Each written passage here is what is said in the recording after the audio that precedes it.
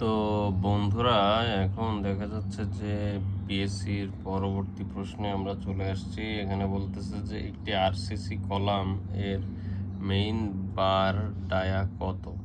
তো সেটা হচ্ছে আরসিসি কলাম 16 mm এর 4টি বার হবে। 16 mm এর 4টি বার হবে। অপশানগুলো থেকে কোনোটি সঠিক নয়, এর জন্য এখানে নোটে 16 mm এর 4টি বার হবে। নুরুল দিনের সারা জীবন, এটি হচ্ছে কাব্যনাট্য। এটি সৈয়দ শামসুল হক অর্থাৎ সৈয়দ শামসুল হক মুক্তিযুদ্ধ বিষয়ক একটি কাব্যনাটক লেখেন। এটি কিন্তু তার প্রথম কাব্যনাটক। প্রশ্নে আসতে পারে যে প্রথম কাব্যনাটক কোনটি, পায়ের আওয়াজ পাওয়া যায়। তো আর আরও একটি কাব্যনাটক হচ্ছে নুরুল দিনের সারা জীবন, সেটা একটা কাব্য নাট্য। এই যে আমরা বক্স করে ফেললাম, এটা আপনারা ভুলবেন না যে নুরুল দিনের সারা জীবন এটিও সৈয়দ শামসুল হকের একটি কাব্যনাট্য। আর এটি মুক্তিযুদ্ধ বিষয়ক তার সর্বাধিক সার্থক ও মঞ্চ সফল কাব্যনাটক। নুরুল দিনের সারা জীবন তার রচিত দ্বিতীয় কাব্যনাটক। এটি ঐতিহাসিক ঘটনা ও চরিত্রে আলোকে রচিত। এরপর হচ্ছে কোন টেস্টটি অ্যাগ্রিগেট এর জন্য প্রযোজ্য। অ্যাগ্রিগেটের জন্য কোন টেস্টটি প্রযোজ্য? Los Angeles abrasion Los Angeles abrasion. এটা হচ্ছে অ্যাগ্রিগেটের জন্য প্রযোজ্য হচ্ছে লস অ্যাঞ্জেলস অ্যাভারেশন। কোনটি মহাপ্রাণ? এটা হচ্ছে ঝ। দেখুন, ঝ বলার সাথে সাথে একটু বাতাস বেরিয়ে যায়। এখানে আমি একটু অল্পপ্রাণ মহাপ্রাণ একটু মনে করিয়ে দিই। সেটা হলো যে প্রথম দুটি হলো প্রথম এবং তৃতীয় হলো অল্পপ্রাণ, আর এই যে দ্বিতীয় চতুর্থ হলো মহাপ্রাণ। যেমন ক অল্পপ্রাণ, খ মহাপ্রাণ, গ অল্পপ্রাণ, ঘ মহাপ্রাণ। তো এইভাবে এরপর হলো আমাদের এখানে ঝ মহাপ্রাণ, তারপর এখানে অল্পপ্রাণ মহাপ্রাণ, এটার একটা লিস্ট দিয়ে দিয়েছে এবং ঘোষ অঘোষও আছে। এই যে ঘোষ অঘোষের একটা লিস্ট এখানে আছে। আপনার দেখুন, অল্পপ্রাণ হচ্ছে ক, চ, ট, ত, প, প্রথম যে বর্গীয় বর্ণের প্রথম যে লিস্ট, প্রথম লাইনটা, প্রথম কলামটা, এবং অল্পপ্রাণ তৃতীয় কলামটা, সেটা হচ্ছে গ, জ, ড, দ, ব। এখানে আমি একটা জিনিস বলি, ঘোষ যেটা দয়ের নিচে রস্যু দেন আর এই ধ, তাহলে কি হয়ে গেল? দুধ। আর দুধ দিয়ে যারা দই মিষ্টি বানায় সেটা হচ্ছে ঘোষেরা বানায়, অর্থাৎ এই দ এবং ধ এই পাশটা হচ্ছে ঘোষ এবং অপর এই পাশটা হচ্ছে অঘোষ।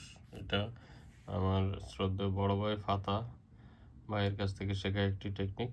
উনি খুলনা শহরে বিভিন্ন কোচিংয়ে বাংলা ক্লাস নেন অনেক আগে থেকে, এখন উনি চাকরিতে আছেন। তো কাজী নজরুল ইসলাম রচিত উপন্যাস কোনটি? আচ্ছা, আপনাদের আরেকটা জিনিস বলা হয়নি, সেটা হলো যে নাসিক্য কিন্তু এই পাশে আছে, যেটা নাক দিয়ে বাতাস না বের করে ভালোভাবে উচ্চারণ করা যায় না, সেটা হচ্ছে নাসিক্য,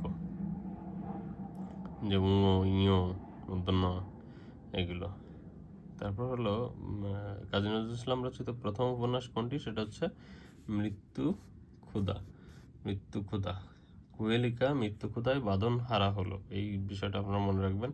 কুহেলিকা মৃত্যু ক্ষুধায় বাঁধন হারা হলো, কাজী নজরুলের এই তিনটি উপন্যাস। কুহেলিকা মৃত্যু ক্ষুধায় বাঁধন হারা হলো। তো এখানে মৃত্যু ক্ষুধা 1930, এবং আমার যতটা মনে আছে সেটা হচ্ছে বাঁধন হারা 1927। আর কুহেলিকা এটা আমি এখন বলতে চাচ্ছি না, কারণ এটা বললে ভুল হতে পারে। তো 1927 এটা শিওর বাঁধনারা, এবং 1930 মৃত্যু ক্ষুধা। বিটুমিনের গ্রেড নির্ণয়ে কোন টেস্ট ব্যবহার করা হয়? সেটা হলো পেনিট্রেশন টেস্ট। এটা হচ্ছে ভেরি সফট ক্লে এর আনকনফাইন্ড কম্প্রেসিভ স্ট্রেংথ কত? সেটা হচ্ছে 10 থেকে 25 kPa। এইগুলো আসলে আসবে না, এগুলো কমন পরীক্ষাগুলোর জন্য না, যেহেতু এখানে পরীক্ষাটা হয়েছিল শিক্ষা মন্ত্রণালয়ের উপসহকারী প্রকৌশলী, ওই প্রকৌশলীদের প্রশ্ন হচ্ছে এগুলো। সো আপনারা এই যে যেমন এখানে মৃত্যুকথা কাজী নজরুল ইসলামের প্রথম উপন্যাস, রচিত উপন্যাস কোনটি কাজী নজরুল ইসলামের, সেটা হচ্ছে মৃত্যুকথা। প্রথম উপন্যাস হচ্ছে বাঁধনহারা। এই ধরনের প্রশ্ন আসতে পারে পরীক্ষা, অবশ্যই আসতে পারে। আচ্ছা, ফাইন এগ্রিগেট 4175 এগুলো আসবে না। কৃত্রিম শব্দের বিপরীত শব্দ লিখুন। সেটা হচ্ছে স্বাভাবিক, একটা হচ্ছে অস্বাভাবিক, সেটা হচ্ছে কৃত্রিম বা আর্টিফিশিয়াল, আর একটা হচ্ছে ন্যাচারাল বা নর্মাল, সেটা হচ্ছে স্বাভাবিক। কৃত্রিম শব্দের বিপরীত শব্দ স্বাভাবিক, কিন্তু মৌলিক এর বিপরীত শব্দ যৌগিক, আর সরলের বিপরীত শব্দ কুটিল। ধন্যবাদ, আমাদের সাথে থাকুন। এখন থেকে টুমিন ক্লাসে এইভাবে পুরো বইটি আপনাদের জন্য আপলোড করা হবে।